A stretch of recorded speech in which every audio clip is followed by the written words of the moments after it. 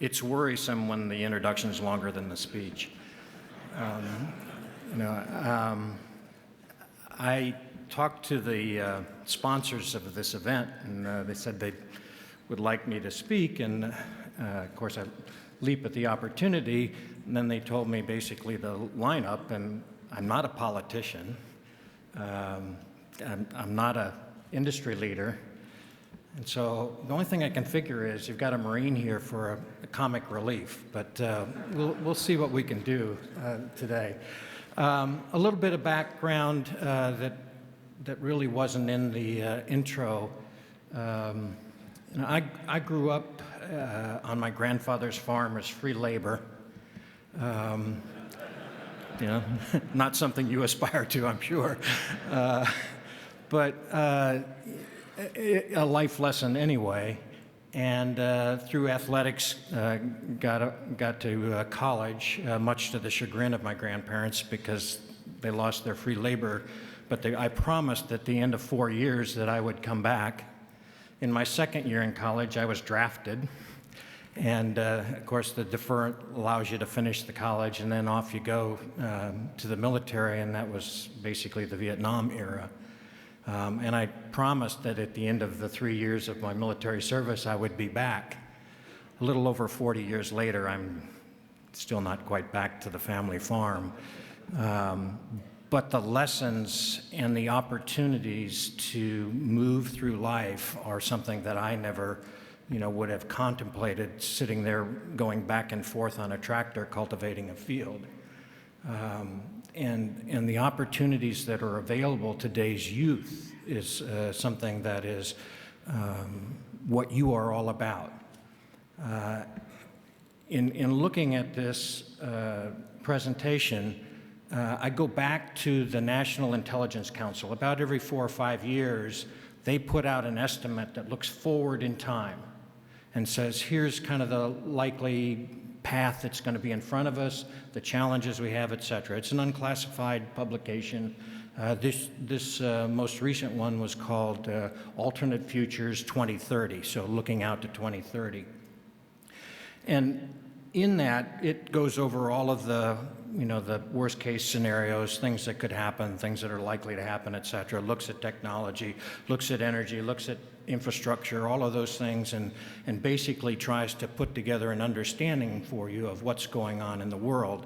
Out of that comes the national security strategy, the national military strategy, a whole bunch of documents that nobody reads, but we publish. In that effort, their number one issue and concern was the emergence of a global middle class. And you say, well, we've got a middle class in the United States. Yes, we do, and it's well established. But globally, that does not exist. And when you look at the idea of a middle class and what is there, you're thinking, okay, the way to the middle class is, try to get an education, try to get a little more education. That'll allow you to break out, get to levels that you probably hadn't aspired to. What the National Intelligence Council is basically saying globally is going on is that the access to knowledge, the access to education is no longer sufficient. Countries are unable to provide for their people to create the opportunities necessary. They lack the infrastructure, they lack the natural resources, they lack the business underpinning. And so you're finding college-educated people, young men and women, who are unable to break out and are dissatisfied. And they want the opportunities that they see around them, and they're not getting those opportunities. If you look 20 degrees north of the equator and 20 degrees south, that is pretty much the definition of that group of people. They are somewhere in the ages 17 to 35. That population, if you go north or south of that band around the Earth, is declining. But in that band, it's growing at phenomenal rates. We've been at war for, depends on whose math you want to count, 10 to 15 years now in the Middle East. In the Middle East, in a war that lasts 10 to 15 years, historically, that population would go down. It's grown. something that has never happened in the history of the world. Okay? In the time of war, that population continues to grow faster than it declines. And so you look at those demographics and you try to understand what it is that's going on out there. And I go then to the academics and others and ask them, okay, what's your thought process? What historical analogy do you have, et cetera? And the one that they settle on takes us back to around, and I promise I won't take you all the way from this time forward, but takes us around to the first century. And in the first century, there were two inventions. They were spread between about 150 years of each other, but two inventions of consequence that led to time called Renaissance and Reformation, etc. Those two inventions, the first one, the printing press. The printing press allowed us to distribute knowledge, distribute information, distribute insights on a global scale like we had never been able to do before. It was mostly done through the Gutenberg Bible. But it informed the world, and it informed the masses in the feudal societies of what the opportunities were out there and what could be the art of the possible. The second one, a little less celebrated, most crowds probably aren't even aware, but in that same time, if you wanted to work in the area of mathematics, you really had to be at the PhD level. Nobody below that level could work at mathematics because we had not invented the digit zero. It was at this time that the digit zero was invented and allowed people to add, subtract, do mathematics, understand the leverage that coupled with engineering and building and things like that, allowed us to do things that we had never done before. Those two inventions. Fast forward to now. The digit zero, mathematics, computational power. Moore's Law. This week, 50 years old. They promised when we kind of came together with Moore's Law that it would last at least 4 or 5 years. We're now at 50. Okay? And the second is the internet, invented by DARPA, proliferated out, now distributes knowledge, distributes insight, distributes will and intent throughout the world for everyone. And you put those two things together, the mathematics and the computational power that drives the internet, drives our communication devices, drives social media, and you give to the masses in that equator belt and all over the world the equivalent of the printing press and the Gutenberg Bible and the invention of zero. The printing press and the digit zero led to several hundred years of war. The disruption that caused basically destroyed the feudal society, destroyed the monarchies, made them, in the end, nothing more than, for the most part, icons, and democratized much of the world. What you are seeing today, according to the National Intelligence Council, is the beginning of that period for us, okay? Persistent conflict, probably out as far as you can see it. And you say, but we have a middle class. Yes, we do. But it doesn't mean that they have what they need to have. It doesn't mean that those who aspire to get to that middle class have the opportunities that they need to have in order to get there. But in the Middle East, in other areas, Southern Asia, et cetera, what you are seeing is the uprising of people who have the education, have the access through the internet, have the computational power and the skills and the education to move up, but their countries don't have the infrastructure. They don't have a governance construct that's accountable to the people. They're still run by a set of elites, much as what we found at the end of the first century. And everybody else is basically in poverty. Until that changes and until that gets reconciled, we're likely to be in a period of difficulty. In the US military, and when I look at it, hugely biased here, best military in the world. There's no bar none.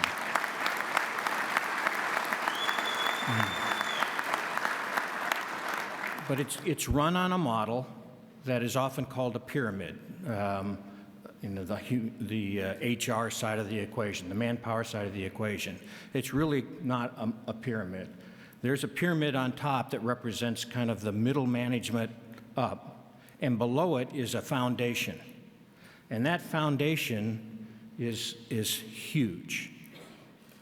It is basically men and women 19 to about 25, okay, who sign up for a 4 to 6 year commitment. The base of that pyramid, that foundation, is a high school graduate who we give 2 years of vocational training to in that 4 to 6 year window, okay?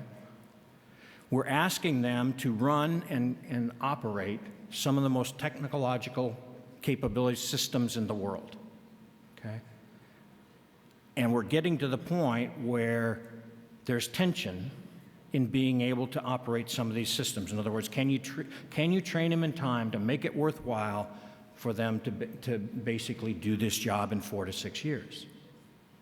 And so much of the challenge that we have in technology is trying to figure out where it is that we can get leverage in comparison to our competitors in national security to make that 19 to 25-year-old as good as the old crusty colonel or general that's been doing it for 20 or 30 years.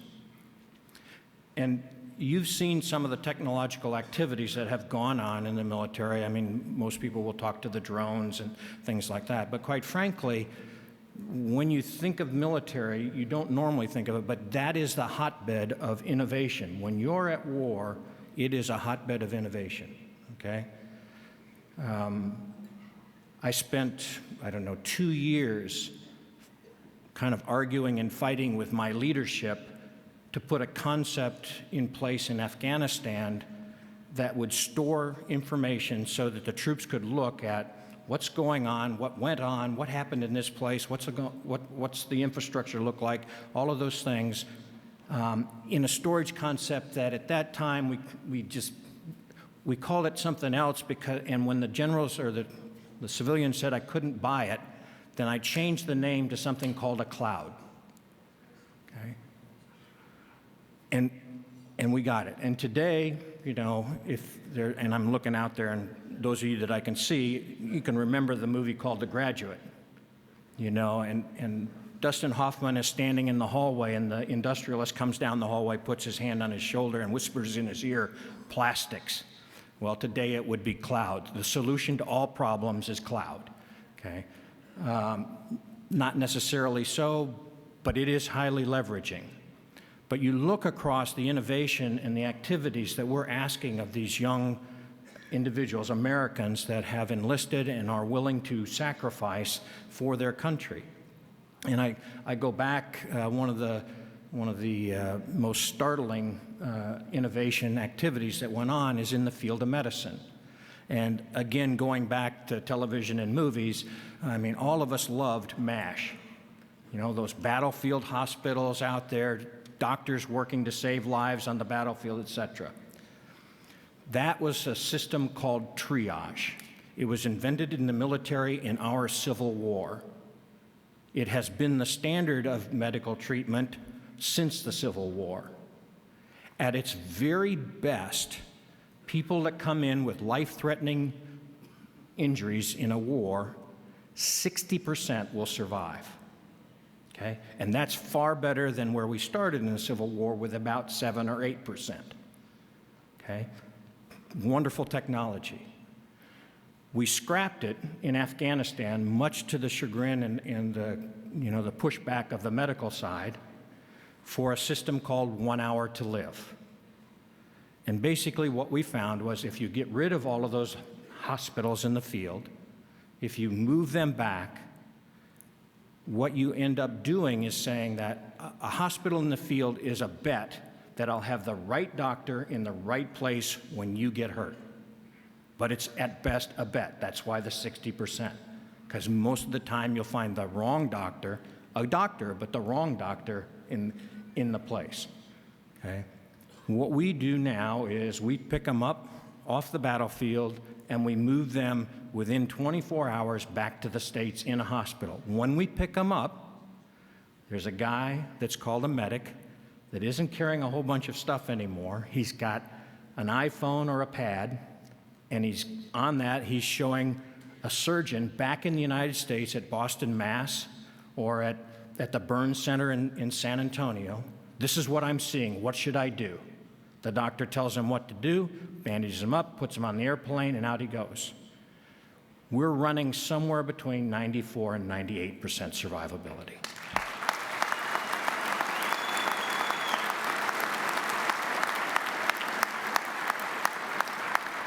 If you can do that, if you can say to the person who's in the foxhole with you, no matter what happens, I'm going to get you home, it has a big effect. That's the technology. Much of that has been given over to the emergency medical services, EMS, and is practiced there now. But that's technology put to use, pushed in, oftentimes against the will of certain individuals or groups that just aren't ready to embrace it yet, okay? But the leverage that comes out of that is to bring off of the battlefield those doctors, put them back in the environment where they can actually do their job, take the security personnel and the logistics personnel that have to go with them to protect them, and put them on the battlefield doing the job we really trained them to do in ways that we never could do in the past. And so the question becomes now, out of the National Intelligence Council estimate, where's the leverage that's going to make the difference for the national security apparatus and, quite frankly, much broader for the U.S.? And it is a partnering of man and smart machines. Now, that sounds scary, okay? You've seen the dialogue on drones. Drones are not smart machines, okay? They're just flown by somebody that's sitting someplace else other than in the airplane, okay? This is a fundamentally different activity. During the Afghanistan effort, I asked DARPA to get at the issue of training, to start to understand how we could train people quicker and how we could understand what their capabilities were. The first test that we did, we went to the National Academy of Science and said, give us a hard problem. How long would it take us to educate a tribesman in Afghanistan to use an iPhone? And they said, probably 8 months to a year, okay? So we took 1,000 iPhones, distributed them broadly in Afghanistan, across tribal boundaries, across sectarian boundaries, across gender boundaries, and we created a game that's being played here in the United States called Afghan Idol, okay? 3 weeks. 3 weeks, texting, calling, exchanging data, voting, expressing opinion. Can't read, can't write, but can do that. Intuitive interfaces that allow you to do things very quickly because they're intuitive to you. If I go back to my own time in the military, when I was a major lieutenant colonel, I was working on the design team for the F-18 aircraft. It was our first real digital airplane.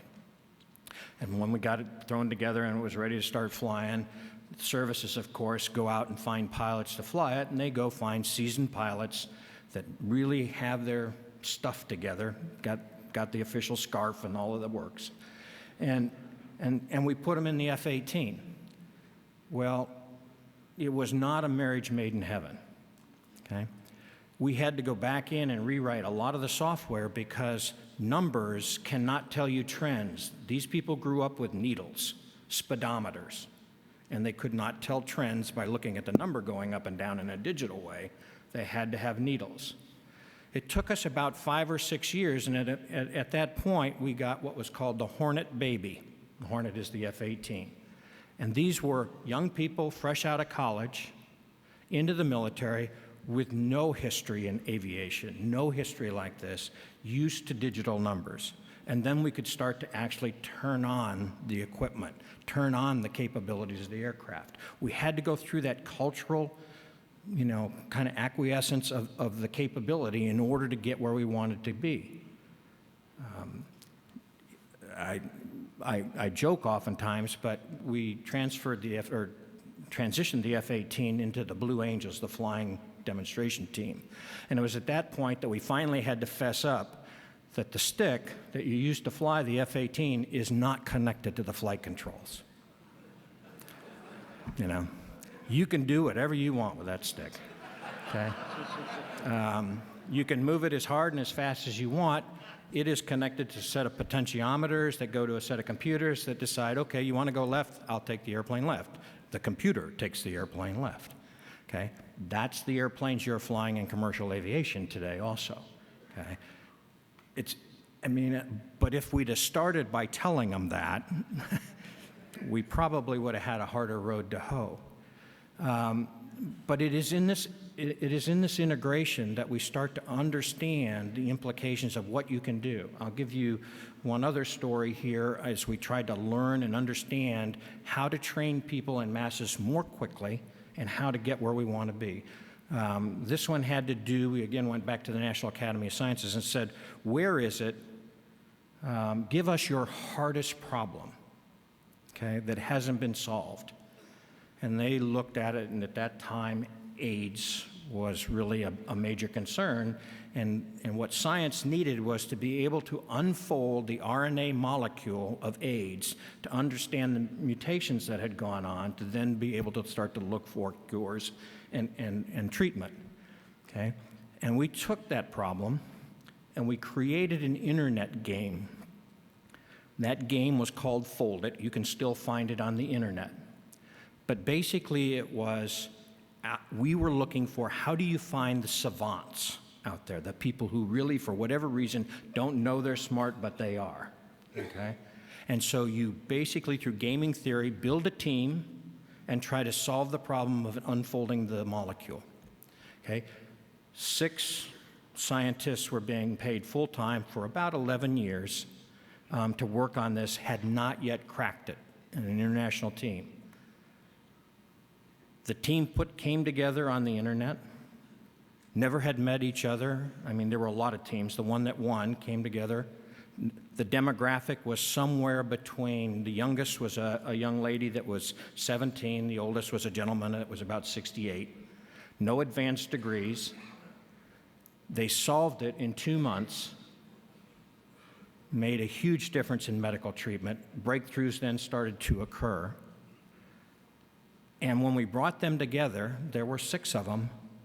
I mean, they had nothing in common, okay? But none of them had advanced degrees. So we basically do not yet understand, how to look for talent and how to nurture it and how to move it along quickly. I mean, that's what it told us. But gaming theory and the incentive of gaming plays a big part. Today, go back now to the Predator drone, okay? The Air Force has the Predator drone. They fly it with pilots. Those pilots take 2 to 3 years to train, and they generally have the equivalent of a master's in IT and a master's in aero engineering, okay? And that's what they're using to fly these Predator drones. The Army has got the same airplane called a Gray Eagle.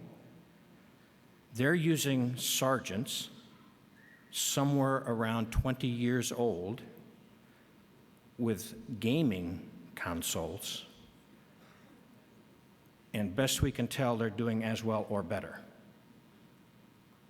So that intuitive interface has a lot to do with what you can do with entry-level skills, okay? What the sergeants don't have is the experience and the art of the activity. So the question now becomes, what can I do with entry-level people to advantage them in significant ways, to allow them to do things that I probably never even dreamed of? And then how do I select out of that group and move up in the ranks of the military those that I want to really expose to the art of war, the art of science, the art of doing things? And it is a it is a dynamic environment right now, to say the least.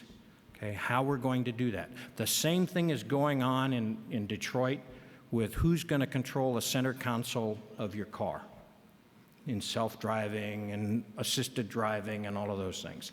Is it going to be a conglomerate that, like Tesla, that came out of the software world and moves into the manufacturing world, or is it the manufacturing world in Detroit moving into the software world?